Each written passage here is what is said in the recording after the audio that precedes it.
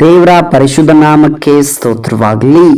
ಈ ದಿನದ ದೇವರ ವಾಕ್ಯ 1 ಸಮುವೇಲನು 16ನೇ ಅಧ್ಯಾಯ 7ನೇ ವಾಕ್ಯ. ಆದರೆ ಯೆಹೋವನು ಸಮುವೇಲನಿಗೆ, ನೀನು ಅವನ ಚೆಲುವಿಕೆಯನ್ನು ನೀಳವನ್ನು ನೋಡಬೇಡ, ನಾನು ಅವನನ್ನು ತಳ್ಳಿಬಿಟ್ಟಿದ್ದೇನೆ. ಯೆಹೋವನು ಮನುಷ್ಯರಂತೆ ಹೊರಗಿನ ತೋರಿಕೆಯನ್ನು ನೋಡದೆ ಹೃದಯವನ್ನೇ ನೋಡುವವನಾಗಿದ್ದಾನೆ ಅಂದನು. ಹೌದು ಪ್ರಿಯ ದೇವರ ಮಕ್ಕಳೇ, ಇವತ್ತಿನ ದೇವರ ವಾಕ್ಯದಲ್ಲಿ ನಾವು ಗಮನಿಸುತ್ತಿದ್ದೇವೆ. ಇಲ್ಲಿ ದೇವರ ವಾಕ್ಯವು ಸ್ಪಷ್ಟವಾಗಿ ಬರೆಯಲ್ಪಟ್ಟಿದೆ. ಆದರೆ ಯೆಹೋವನು ಸಮುವೇಲನಿಗೆ, ನೀನು ಅವನ ಚೆಲುವಿಕೆಯನ್ನು ನೀಳವನ್ನು ನೋಡಬೇಡ, ನಾನು ಅವನನ್ನು ತಳ್ಳಿಬಿಟ್ಟಿದ್ದೇನೆ. ಯೆಹೋವನು ಮನುಷ್ಯರಂತೆ ಹೊರಗಿನ ತೋರಿಕೆಯನ್ನು ನೋಡದೆ ಹೃದಯವನ್ನೇ ನೋಡುವವನಾಗಿದ್ದಾನೆ ಅಂದನು. ಪ್ರಿಯರೇ, ಇಲ್ಲೊಂದು ಘಟನೆ ನಡೆಯುತ್ತದೆ. ಇಲ್ಲಿ ಇಷಾಯನೆಂಬ ಒಬ್ಬ ಮನುಷ್ಯನಿದ್ದನು. ಆ ಮನುಷ್ಯನಿಗೆ 8 ಜನ ಮಕ್ಕಳಿದ್ರು. ಆದರೆ ಅದರಲ್ಲಿ 7 ಜನ ಮಕ್ಕಳನ್ನ ಅವನ ಬಳಿ ಅಂದ್ರೆ ಸಮುವೇಲನ ಬಳಿ ಕರೆತರ್ತಾನೆ. ಇದು ಘಟನೆ ಯಾವಾಗ ನಡೀತದೆ ಅಂದ್ರೆ, ಸೌಲನನ್ನ ದೇವರು ರಾಜನ ಪಟ್ಟದಿಂದ ಕೆಳಗಡೆ ತಳ್ಳಿದಾಗ, ರಾಜನ ಪದವಿಯಿಂದ ದೇವರು ಕೆಳಗಡೆ ತಳ್ಳಿದಾಗ ಈ ಸಮುವೇಲನೊಟ್ಟಿಗೆ ದೇವರು ಮಾತನಾಡ್ತಾರೆ, ನಾನೊಬ್ಬ ಹುಡುಗರನ್ನು ಆರಿಸ್ಕೊಂಡಿದ್ದೇನೆ, ಇಸ್ರಾಯೇಲರಿಗೆ ಅವನು ರಾಜನಾಗಬೇಕು, ನೀನಿಂತ ಮನೆಗೆ ಹೋಗು ಅಂತ ಹೇಳಿ ದೇವರ ಆತ್ಮನು ಅವನೊಟ್ಟಿಗೆ ಮಾತನಾಡ್ತಾನೆ. ಆವಾಗ ಸಮುವೇಲನ ಏನ್ ಮಾಡ್ತಾನೆ ಅಂದ್ರೆ ಆ ಮನೆಗೆ ಹೋಗ್ತಾನೆ. ಪ್ರಿಯರೇ, ಅಲ್ಲಿ ಹೋಗುವಾಗ ಏನ್ ನಡೆಯುತ್ತದೆ ಅಂದ್ರೆ 7 ಜನ ಮಂದಿಯನ್ನ ಕರೆಸ್ತಾನೆ. 7 ಜನ ಮಂದಿಯನ್ನ ಕರೆಸುವಾಗ ಅವರ ಅಂದವನ್ನ ನೋಡ್ತಾನೆ, ಅವರ ಚಂದವನ್ನ ನೋಡ್ತಾನೆ, ಅವ್ರ ಹೈಟ್ ಅನ್ನು ನೋಡ್ತಾನೆ. ಅವ್ರ ವೈಟ್ ಅನ್ನು ನೋಡಿ ಸಮುವೇಲನು ಇವ್ರನ್ನ ಆರಿಸ್ಕೊಂಡಿರ್ಬೋದು, ಅಥವಾ ಇವ್ರನ್ನ ಆರಿಸ್ಕೊಂಡಿರ್ಬೋದಾ, ಇದನ್ನ ಆರಿಸ್ಕೊಂಡಿರ್ಬೋದಾ ಎಂಬುದಾಗಿ ಅನೇಕ ರೀತಿಯಾದಂತ ಆಲೋಚನೆ ಮಾಡಿ ಅವರ ಮೇಲೆ ಅಭಿಷೇಕದ ತೈಲವನ್ನ ಸುರಿಯುವುದಕ್ಕಾಗಿ ಆತನು ಆಲೋಚನೆ ಮಾಡ್ತಿರ್ತಾನೆ. ಆದ್ರೆ ದೇವರ ಆತ್ಮನು ಈ ರೀತಿಯಲ್ಲಿ ಮಾತನಾಡ್ತಾನೆ, ಯೆಹೋವನು ಸಮುವೇಲನಿಗೆ, ನೀನು ಅವನ ಚೆಲುವಿಕೆಯನ್ನು ನೀಳವನ್ನು ನೋಡಬೇಡ, ಅವನ ಅಂದ ಚಂದ ನೋಡಬೇಡ, ಅವನ ನೀಲ ಅಂದ್ರೆ ಅವನ ಉದ್ದ ಎಷ್ಟಿದ್ದಾನೆ, ಅವನು ಎಷ್ಟು ದಪ್ಪ ಇದ್ದಾನೆ ಅಂತ ನೋಡಬೇಡ, ಅವನು ಎಷ್ಟು ದಷ್ಟಪುಷ್ಟವಾಗಿದ್ದಾನೆ ಅಂತೇಳಿ ನೋಡಬೇಡ, ಅವನು ಯಾವ ರೀತಿ ಇದ್ದಾನೆ, ಅವನ ಬಾಡಿ ಸ್ಟ್ರಕ್ಚರ್ ಹೇಗಿದೆ ಅಂತೇಳಿ ನೋಡಬೇಡ. ನೀನ್ ಏನ್ ಮಾಡಂದ್ರೆ ದೇವರು ಮನುಷ್ಯನಂತೆ, ನೋಡ್ರಿ ದೇವರ ಆತ್ಮನ ಹೇಳ್ತಾನೆ, ಯೆಹೋವನು ಮನುಷ್ಯರಂತೆ ಹೊರಗಿನ ತೋರಿಕೆಯನ್ನು ನೋಡದೆ ಹೃದಯವನ್ನೇ ನೋಡುವವನಾಗಿದ್ದಾನೆ ಅಂದನು. ಪ್ರಿಯರೇ, ಇಲ್ಲಿ ಮನುಷ್ಯರಂತೆ ದೇವರು ಮೇಲ್ಗಡೆ ಇರೋ ಅಂದ ಚಂದವನ್ನ ನೋಡೋದಿಲ್ಲ. ಆದ್ರೆ ದೇವರು ಏನ್ ಮಾಡ್ತಾರೆ ಅಂದ್ರೆ ಹೃದಯವನ್ನ ನೋಡ್ತಾರೆ. ಈ ದಾವೀದನು ಎಲ್ಲಿದ್ದ ಅಂದ್ರೆ, ಎಲ್ಲರಿಂದಲೂ ತಳ್ಳಲ್ಪಟ್ಟು, ಎಲ್ಲರಿಂದಲೂ ಧಿಕ್ಕರಿಸಲ್ಪಟ್ಟು, ಎಲ್ಲರಿಂದಲೂ ಕೈ ಬಿಡಲ್ಪಟ್ಟು, ಸ್ವಂತ ತಾಯಿ ತಂದೆಗಳಿಂದಲೂ ಆತನ ಕೈ ಬಿಡಲ್ಪಟ್ಟು, ಎಲ್ಲ ಅಣ್ಣ ತಮ್ಮಂದರಿಂದ ಅವನು ತಳ್ಳಲ್ಪಟ್ಟವನಾಗಿ ಕುರಿ ಕಾಯ್ತಾ ಇದ್ದಂತ ಒಬ್ಬ ಹುಡುಗನನ್ನ ದೇವರು ಆರಿಸ್ಕೊಳ್ತಾನೆ.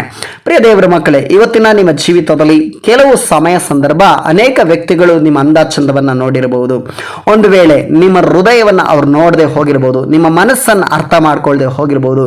ನೀವು ಆ ರೀತಿಯಲ್ಲಿದ್ದೀರಾ, ನೀವು ಈ ರೀತಿಯಲ್ಲಿದ್ದೀರಾ, ನೀವು ಕರ್ರಗಿದ್ದೀರಾ, ನೀವು ಬೆಳ್ಳಗಿದ್ದೀರಾ, ಹಾಗೆ ಹೀಗೆ, ನೀವು ಕುಳ್ಳಕ್ಕಿದ್ದೀರಾ, ನಿಮ್ಮ ಹಳ್ಳ ಆಗಿದೆ, ನಿಮ್ಮ ಹೀಗಿದೆ, ಹಾಗೆ ಹೀಗೆ ಎಂಬುದಾಗಿ ಅನೇಕ ವ್ಯಕ್ತಿಗಳು ನಿಮ್ಮನ್ನ ನೋಡಿ ಕೇವಲವಾಗಿ ಮಾತನಾಡಿರಬಹುದು. ಒಂದು ವೇಳೆ ನಿಮ್ಮ ಹೃದಯವನ್ನ ಒಡೆದಾಕುವಂತ ಘಟನೆಗಳು ಕೂಡ ನಡೆದಿರಬಹುದು. ಪ್ರಿಯರೇ, ನೀವು ಅಂದುಕೊಳ್ತಿರ್ಬೋದು, ನಾನು ಹುಟ್ಟಿದ್ದೆ ವ್ಯರ್ಥ, ನಾನು ಎಲ್ಲರಿಂದಲೂ ತಳ್ಳಲ್ಪಟ್ಟವನು, ನಾನು ಎಲ್ಲರಿಂದಲೂ ಧಿಕ್ಕರಿಸಲ್ಪಟ್ಟವನು, ಯಾರು ನನ್ನನ್ನು ಪ್ರೀತಿಸ್ತಾ ಇಲ್ಲ, ಯಾರು ನನ್ನನ್ನು ಗಮನಿಸ್ತಾ ಇಲ್ಲ ಎಂಬುದಾಗಿ ನೀವು ಅಂದುಕೊಳ್ತಾ ಇರಬಹುದು. ಆದ್ರೆ ದೇವರ ಆತ್ಮನ ಹೇಳ್ತಿದ್ದಾನೆ, ಯೆಹೋವನು ಮನುಷ್ಯರಂತೆ ಹೊರಗಿನ ತೋರಿಕೆಯನ್ನು ನೋಡದೆ ಹೃದಯವನ್ನು ನೋಡುವವನಾಗಿದ್ದಾನೆ. ಪ್ರಿಯರ, ಹೊರಗಿನ ತೋರಿಕೆಯನ್ನು ನೋಡುವವರು ಬರೀ ಮನುಷ್ಯರಾಗಿರ್ತಾರೆ. ನಿಮ್ಮ ಹೃದಯದಲ್ಲಿರುವಂಥ ನೋವುಗಳು, ನಿಮ್ಮ ಹೃದಯದಲ್ಲಿರುವಂಥ ಭಾವನೆಗಳು, ನಿಮ್ಮ ಹೃದಯದಲ್ಲಿರುವಂಥ ಕಷ್ಟಗಳನ್ನು, ನಿಮ್ಮ ಹೃದಯದಲ್ಲಿರುವಂಥ ಕಣ್ಣೀರುಗಳನ್ನು ನೋಡುವವನು ಯಾರಂದ್ರೆ ದೇವರು ಮಾತ್ರವೇ. ಯಾಕೆಂದ್ರೆ ಈ ಲೋಕದಲ್ಲಿರುವ ಯಾವ ಮನುಷ್ಯರಾಗಲಿ, ಯಾವುದೇ ದೈವ ಸೇವಕರಾಗಲಿ, ಒಂದು ವೇಳೆ ಅದು ನಾನೇ ಆಗಿರ್ಬೋದು ಅಥವಾ ಯಾರೇ ಆಗಿರಲಿ ಪ್ರಿಯರೇ, ಅವ್ರು ಯಾರು ಕೂಡ ನಿಮ್ಮನ್ನು ಸಂಪೂರ್ಣವಾಗಿ ಅರ್ಥ ಮಾಡ್ಕೊಳ್ಳೋಕ್ಕಾಗೋದಿಲ್ಲ. ಆದರೆ ನಿಮ್ಮ ಸಂಪೂರ್ಣವಾಗಿ ಪರಿಪೂರ್ಣವಾಗಿ ಅರ್ಥ ಮಾಡ್ಕೊಳ್ಳೋ ಒಬ್ಬನೇ ಒಬ್ಬರು ದೇವರಿದ್ದಾನಂದ್ರೆ ಆತನ ಯೇಸು ಕ್ರಿಸ್ತನ ಮಾತ್ರವೇ.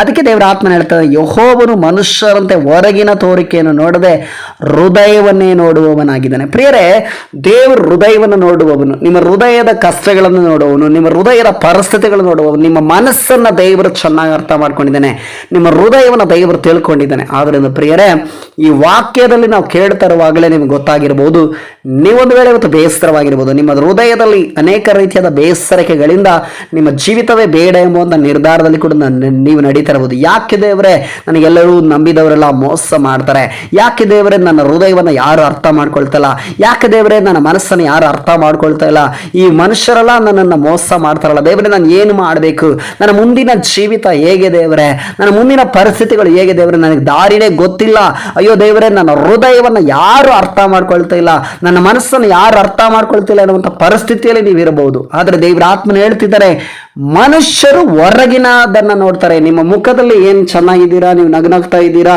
ನಿಮ್ಗೆ ಏನು ತೊಂದರೆ ಇಲ್ಲ, ಹಾಗೆ ಹೀಗೆ ಅಂತ ಹೇಳಿ ಮನುಷ್ಯರು ನೋಡಿ ನಿಮ್ಮನ್ನ ಮಾತನಾಡಬಹುದು. ಆದರೆ ನಿಮ್ಮ ಹೃದಯದಲ್ಲಿರುವಂಥ ಕಷ್ಟ, ನಿಮ್ಮ ಹೃದಯದಲ್ಲಿರುವಂಥ ವೇದನೆ, ನಿಮ್ಮ ಹೃದಯದಲ್ಲಿರುವಂಥ ಆ ಒಂದು ಭಾರಗಳು, ಆ ಒಂದು ಚಿಂತೆಗಳು ಎಲ್ಲವನ್ನ ನೋಡುವವನು ಒಬ್ಬನಿದ್ದಾನೆ, ಆತನೇ ಯೇಸು ಕ್ರಿಸ್ತನು. ಪ್ರಿಯರೇ, ನಿಮ್ಮ ಹೃದಯವನ್ನು ಚೆನ್ನಾಗಿ ಅರ್ಥ ಮಾಡಿಕೊಳ್ಳುವಂಥ ದೇವರು, ನಿಮ್ಮ ಪರಿಸ್ಥಿತಿಗಳನ್ನು ಅರ್ಥ ಮಾಡಿಕೊಳ್ಳುವಂಥ ದೇವರು. ಇವತ್ತಿನ ಪರಿಸ್ಥಿತಿಗಳು ಒಂದು ವೇಳೆ ಕೆಟ್ಟು ಹೋಗಿರ್ಬೋದು, ಇವತ್ತಿನ ಸ್ಥಿತಿಗತಿಗಳು ಒಂದು ವೇಳೆ ನಿಮ್ಮ ಜೀವಿತದಲ್ಲಿ ಬಹಳ ಬೇಸರವನ್ನು ಉಂಟು ಮಾಡಿರ್ಬೋದು, ಒಂದು ವೇಳೆ ನಿಮ್ಮ ಜೀವಿತವೇ ಬೇಡ ಅನ್ನುವಂಥ ಪರಿಸ್ಥಿತಿಗೆ ನೀವು ಹೋಗಲ್ಪಟ್ಟಿರ್ಬೋದು, ಒಂದು ವೇಳೆ ಯಾವುದೋ ಒಂದು ಸಂಬಂಧವನ್ನು ಕಳ್ಕೊಳ್ಳುವಂಥ ಪರಿಸ್ಥಿತಿಯಲ್ಲಿ ಕೂಡ ನೀವು ಇರಬಹುದು. ಪ್ರಿಯರೇ, ಯಾವುದೋ ಒಂದು ಕಾರ್ಯದಲ್ಲಿ ನೀವು ನೊಂದಿರಬಹುದು, ಯಾವುದೋ ಒಂದು ಕಾರ್ಯದಲ್ಲಿ ನೀವು ಬೇಸರ ಉಂಟಾಗಿರ್ಬೋದು. ಆದರೆ ದೇವರ ಆತ್ಮನ ಹೇಳ್ತಿದ್ದಾನೆ, ನನ್ನ ಮಗನೇ, ನನ್ನ ಮಗಳೇ, ನೀನು ಭಯ ಪಡಬೇಡ.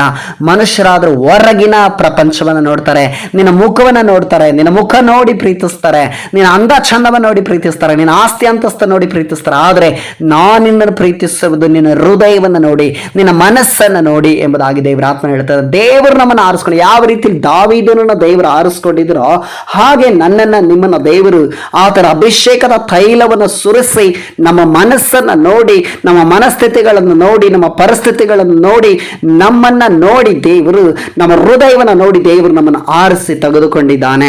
ಪ್ರಿಯರೇ, ಈ ವಾಕ್ಯದೊಟ್ಟಿಗೆ ದೇವರು ತಾನೇ ನಿಮ್ಮೆಲ್ಲರನ್ನು ಕೂಡ ಆಶೀರ್ವಾದ ಮಾಡಲಿ. ಯೇಸುವಿನ ನಾಮದಲ್ಲಿ ಪ್ರಾರ್ಥಿಸೋಣ. ಸರ್ವಶಕ್ತನು ಮಹಾಪರಿಶುದ್ಧನು ಆದ ತಂದೆಯಾದ ದೇವರೇ, ಈ ದಿನಕ್ಕಾಗಿ ಸ್ತೋತ್ರ ಅಪ್ಪ. ಈ ದಿನದಲ್ಲಿ ಸ್ವಾಮಿ, ಈ ವಾಕ್ಯ ಕೇಳುತ್ತಿರುವಂತ ನಿನ್ನ ಮಕ್ಕಳನ್ನ ಆಶೀರ್ವಾದ ಮಾಡ್ರಿ. ಹೌದು ದೇವರೇ, ಈ ವಾಕ್ಯದ ಪ್ರಕಾರ ದೇವರೇ, ನೀನಾದರೂ ಸ್ವಾಮಿ ಅಪ್ಪ, ಮನುಷ್ಯರಾದರೂ ಹೊರಗಿನ ಪ್ರಪಂಚವನ್ನ ನೋಡುತ್ತಾರೆ, ಆದರೆ ಕರ್ತನೆ ನೀನಾದರೂ ಒಳಗಿನದನ್ನ ದೇವರೇ, ಹೃದಯದಲ್ಲಿ ಏನಿದೆಯೋ, ಯಾವ ರೀತಿಯಲ್ಲಿ ಮನಸ್ಥಿತಿಗಳಲ್ಲಿ ಪರಿಸ್ಥಿತಿಗಳು ಇದ್ದಾರೆ ಎಂಬುದನ್ನು ನೀನು ಗಮನಿಸುವವನಾಗಿದ್ದಿ ಸ್ವಾಮಿ.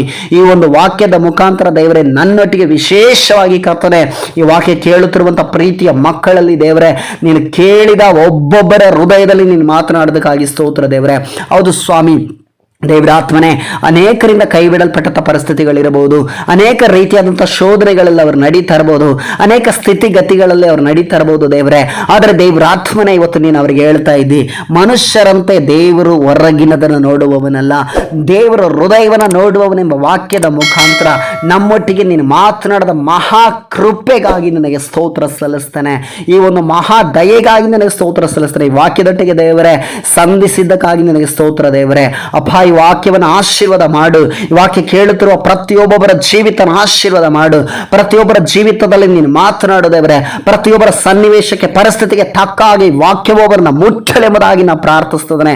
ಈ ವಾಕ್ಯದ ಮುಖಾಂತರ ಒಂದು ಉತ್ತೇಜವನ್ನು ಎಬ್ಬಿಸು ದೇವರೇ.